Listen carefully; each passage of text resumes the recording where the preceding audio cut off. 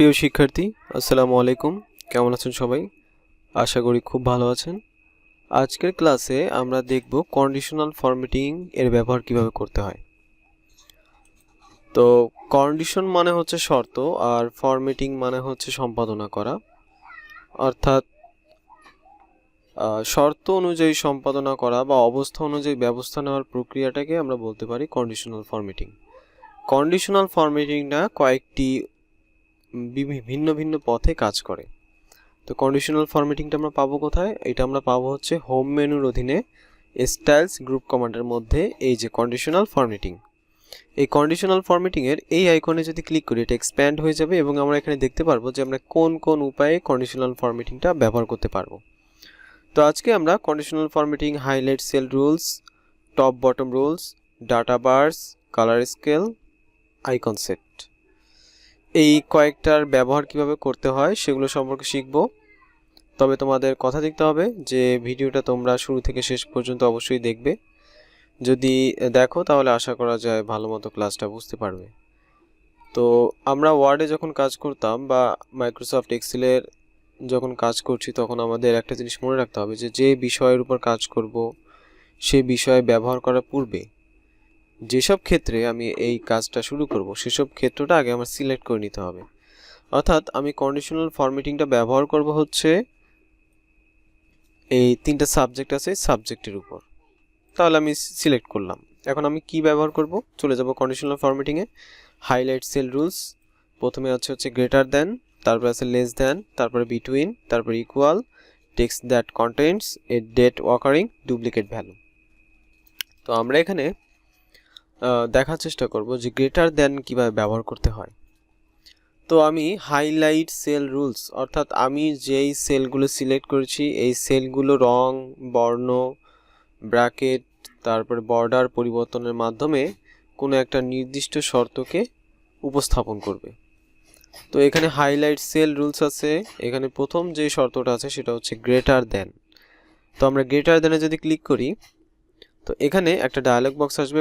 এখানে লেখা থাকবে গ্রেটার দ্যান, আর এখানে আমরা একটা নাম্বার বসাতে হবে। এখন কি নাম্বার বসাবো সেটা সম্পূর্ণ নির্ভর করবে হচ্ছে আমার প্রয়োজনের উপর।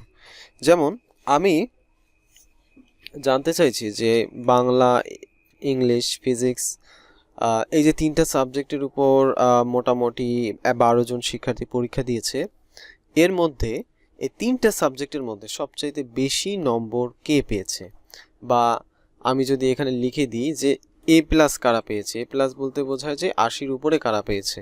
তো আমি যদি এখানে জাস্ট 80 লিখে ওকে দিই, দেখা গেছে যে রং পরিবর্তনের মাধ্যমে আমি সহজেই বুঝতে পারলাম যে এখানে বাংলায় 3 জন, ইংরেজিতে 3 জন এবং ফিজিক্সে 3 জন, তারা হচ্ছে যে 80-র উপরে পেয়েছে।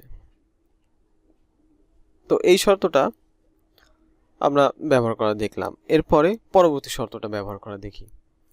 এবার পরবর্তী শর্ত ব্যবহারের পূর্বে আমরা এই শর্তের যে কন্ডিশন বা যে ফরম্যাটিংটা আছে এটাও রাখতে পারি, যে এটাও থাকবে, পরবর্তীতে যে শর্তটা ব্যবহার করব সেটাও আসবে, সমস্যা নেই। তো আমরা একটা কাজ করি। এবার আমরা কি করব, বাংলা থেকে ম্যাথ পর্যন্ত টোটাল সাবজেক্ট সিলেক্ট করে চলে যাব হচ্ছে এই এডিটিং অপশনে এসে ক্লিয়ার এখানে ক্লিক করব ক্লিয়ার ফরম্যাটস। তো এখানকার যাবতীয় ফরম্যাট ক্লিয়ার হয়ে যাবে, বর্ডারটাও চলে গেছে, তো আমি ঠিক করে নিলাম। এরপর আবার চলে যাব হচ্ছে কন্ডিশনাল ফরম্যাটিং। এবার আমরা হাইলাইট সেল রুলসে আবার যাব গ্রেটার দ্যানে এসে আমি এখানে লিখে দেব যে যারা 80-র উপরে পেয়েছে তাদেরকে আমাদের মার্ক করতে হবে। কিভাবে মার্ক করবে সে? Light red fill with dark red text, অর্থাৎ হালকা রঙের বক্সের মধ্যে, হালকা লাল রঙের বক্সের মধ্যে গাঢ় লাল রঙের সংখ্যায় লেখা থাকবে হচ্ছে এই ফরম্যাটিংটা, যে যারা 80-র উপরে পেয়েছে তারা। তো এটা চাইলে আমরা চেঞ্জ করতে পারি। এখানে যদি ক্লিক করি এখানে বিভিন্ন অপশন দেওয়া আছে, এর বাইরে যদি দরকার হয় চলে যেতে হবে কাস্টম ফরম্যাটে। ছোট্ট আরেকটা ডায়লগ বক্স ওপেন হবে, এখান থেকে ফন্ট, নাম্বার, বর্ডার নিজের ইচ্ছা মতো আমরা চেঞ্জ করে নিতে পারবো, কোনো সমস্যা নেই। তো থাকুক এগুলো, আমরা জাস্ট ওকে দিলাম। তো 80-র উপরে যারা ছিল তারা আলাদা হয়ে যায়নি, আবার দেখি, ট্রাই করি। গ্রেটার দ্যান 80, ওকে। তো ফরম্যাটিংটা হয়ে গেল। পরবর্তী শর্ত কি আছে? পরবর্তী শর্ত আছে হচ্ছে লেস দ্যান। তো আমরা 80-র উপরে যারা আছে তাদেরকে আলাদা করলাম। এবার আমরা 33-এর নিচে যারা আছে তাদেরকে আলাদা করব কিভাবে? এরা হবে হচ্ছে green feel with dark green text. Select করলাম, এরপরে ওকে দিলাম। তো 33-এর নিচে যারা যেই সাবজেক্টে নাম্বার পেয়েছে তাদেরটা দেখেন এই সবুজ রঙের বক্সের মধ্যে গাঢ় সবুজ রঙের লেখায় আলাদা হয়ে গেছে। তো এটাই হচ্ছে ফরম্যাটিং করার প্রক্রিয়া। এর মাধ্যমে খুব সহজে আমরা কোনো নির্দিষ্ট তথ্যকে বর্ণ, রং, ব্র্যাকেট, বর্ডার ইত্যাদির সাহায্যে আলাদা করতে পারি। কন্ডিশনাল ফরম্যাটিং আবার যাই, হাইলাইট সেল রুলস। এর মধ্যে আছে আবার হচ্ছে তৃতীয় ধাপে বিটুইন। বিটুইন মানে হচ্ছে দুইয়ের মধ্যে, অর্থাৎ আমি মনে করেন যে একটা সিদ্ধান্ত নিলাম যে যারা মোটামুটি 30-এর উপর পেয়েছে, 30 থেকে 32-এর মধ্যে নাম্বার পেয়েছে, তাদেরকে আলাদা করে আমি পাস করিয়ে দেব। তো এজন্য আমার বিটুইন ব্যবহার করতে হবে। এখানে দুইটা অপশন থাকবে, একটা অপশন হচ্ছে যে সর্বনিম্ন মান, একটা অপশন হচ্ছে সর্বোচ্চ মান। তো সর্বনিম্ন মানের ঘরে আমি লিখে দিলাম 30, যারা 30-এর সমান অথবা 32-এর সমান অথবা নিচে পাবে, 30-এর সমান অথবা বেশি, 32-এর সমান অথবা কম পাবে, তাদেরকে আমি আলাদা করব হচ্ছে yellow fill with dark yellow text. বাস, ওকে দিলাম। এখানে আলাদা হয়নি কারণ এখানে 33 বা 30 এর মধ্যে কেউ নাম্বার পায়নি। তো আমরা একটা কাজ করি, যেহেতু আমাদের এই থেকে এই পর্যন্ত টোটাল নাম্বারটাই এখন ফরম্যাটিং এর মধ্যে আছে, তো আমরা এখানে মামুনের যে 34 পেয়েছি এটাকে আমরা 32 করে দিই। দেখা যাবে এই সেলটা হলুদ হয়ে গেছে। হলুদ হয়ে যাওয়ার কারণ কি? এ হচ্ছে 30 থেকে 32-এর মধ্যে আছে, তাই। যেহেতু আমরা একটা শর্ত আরোপ করেছি, আমাদের শর্তটা ছিল টোটাল এতগুলো সেলের মধ্যে, এর মধ্যে যে কোনো একটা সংখ্যার মান পরিবর্তনের সাথে সাথে তার টোটাল কন্ডিশনটাই চেঞ্জ হয়ে যাবে। তো এখন এই সেলটা দেখা যাচ্ছে 36 পেয়েছে, এখানে কোনো ফরম্যাটিং ব্যবহার করা নেই বা আসেনি। যদি আমি একে 30 করে দিই, তো দেখা যাবে যে হলুদ রঙ হয়ে যাবে, অর্থাৎ এ আলাদা হয়ে যাবে এদের চাইতে। তো আবার আমরা সিলেক্ট করে এডিটিং অপশনের মধ্য থেকে ক্লিয়ার অল করে দিই। সরি, ক্লিয়ার অল দেওয়া যাবে না, আমরা কন্ডিশনাল ফরম্যাটিং এর মধ্যে যে clear rules from selected cells click করি, এখান থেকে যাবতীয় শর্ত বাদ হয়ে যাবে। এই এডিটিং অপশন থেকেও বাদ দেওয়া যায়, আবার কন্ডিশনাল ফরম্যাটিং থেকেও বাদ দেওয়া যায়। পরবর্তী শর্ত কি আছে? বিটুইন, এবার আছে ইকুয়াল টু, অর্থাৎ সমসাময়িক বা সমান সমান যদি কোনো সংখ্যা আমি খুঁজে পেতে চাই, সেক্ষেত্রে আমাদের ইকুয়াল টু ব্যবহার করতে হবে। যেমন আমি মনে করি যে এখানে যারা 90 পেয়েছে তাদেরকে আমি আলাদা করব।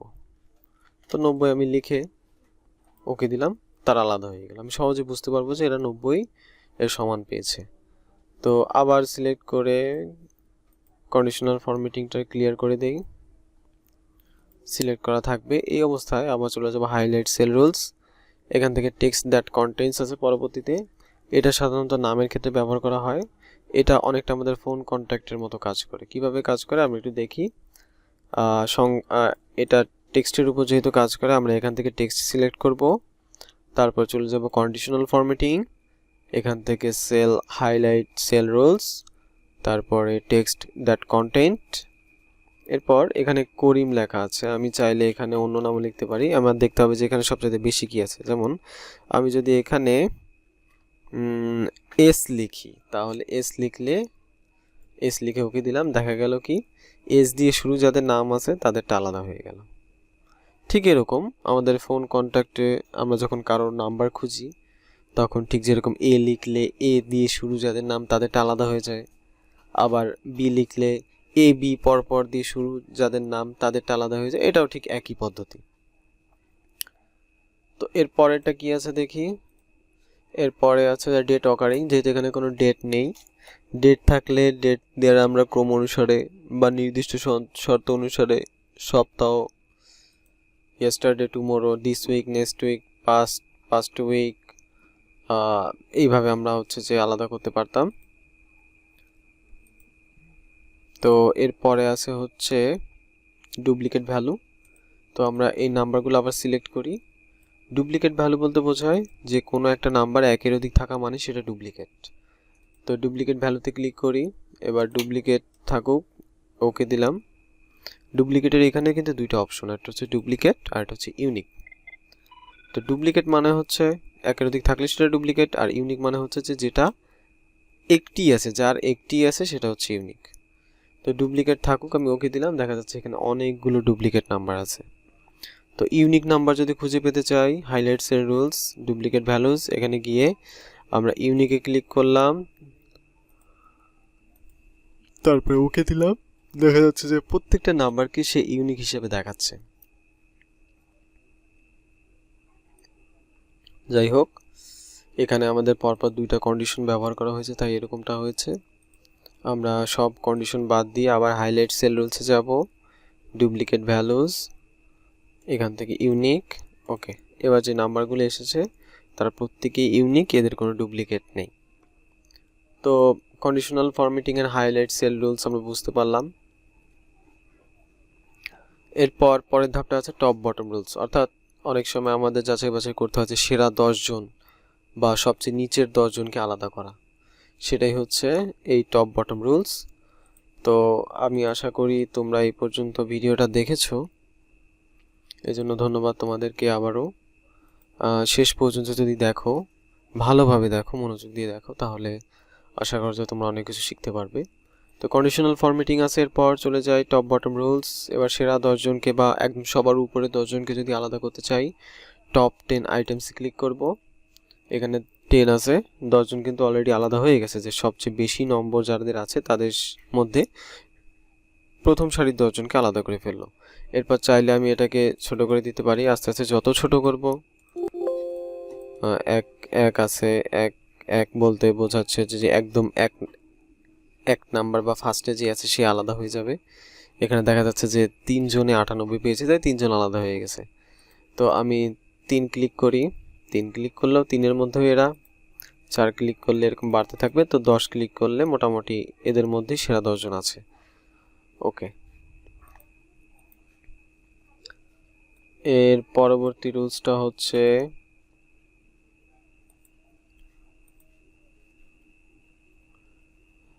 লেস দ্যানে ক্লিক করি। লেস দ্যানে ক্লিক করে সবার নিচে যারা আছে তাদেরকে আমার আলাদা করতে হবে। তো আমি দিলাম যে 33-এর নিচে যারা আছে বা 30-এর নিচে যারা আছে তারা আলাদা হয়ে যাক, আলাদা হয়ে যাক। সরি, এটা না, top bottom rules, bottom 10 items, আমি এখানে ছিলাম। তো সবার নিচের 10 জনকে আলাদা করে ফেলবে। ওকে, আলাদা হয়ে গেল, একদম সহজ। এখানে টেক্সট পড়লেই আমরা বুঝতে পারবো যে কোনটা কিভাবে কাজ করে। এরপর আছে ডাটা বার্স। ডাটা বার্সটা কিভাবে কাজ করে একটু দেখি।